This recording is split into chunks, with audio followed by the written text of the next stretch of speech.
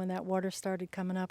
It only took about a half hour before it filled the yard, and then it, it was coming through the floorboards before I could get Lee and our dog out to the neighbor's property safely. So it was pretty scary. It looked like something out of a movie because you had roofs flying all over the place and the water rushing in. A refrigerator went down the street. It was a very beautiful home. It's just, there's still mud on the floors, and you can see where all the walls are buckled, and it just looks pretty sad. Yeah, and our dock is totally gone. That was one of the things from the storm. And our yard, it looks so pretty with the beautiful gardens and everything, and they're pretty much destroyed. There's just stumps here and there.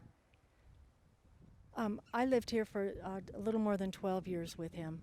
And then, yeah, we almost made it to 13, but he passed away from the storm, so, yeah.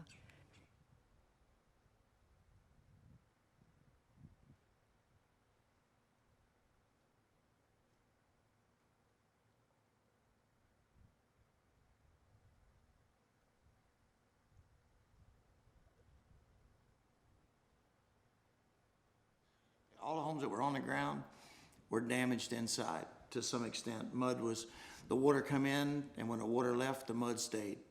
So there was between a quarter to an inch and a half of mud inside every home. We did actually think there might be a potential for flooding. And so we did what we could. We lifted things up onto tables, and, if flooding came above that, then it was wasted effort, but we did what we could. Still lost, all the furniture and many other things, but we're all safe, and that's what matters.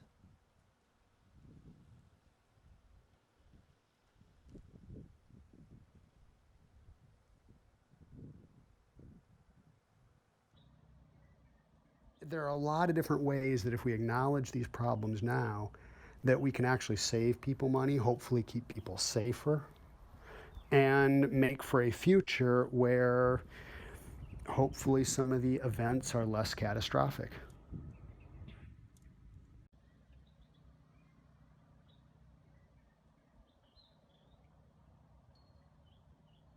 I mean, we had 8 foot of water over this whole town.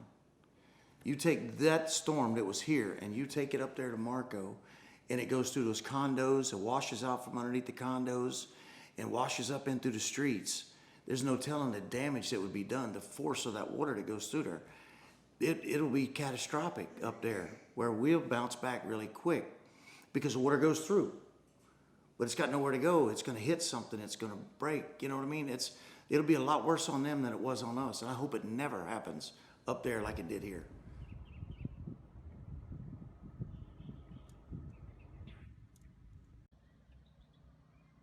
The longer we continue to pretend that our coastal areas and the hazards they face are not changing, the more we are promoting a future where events will be increasingly catastrophic.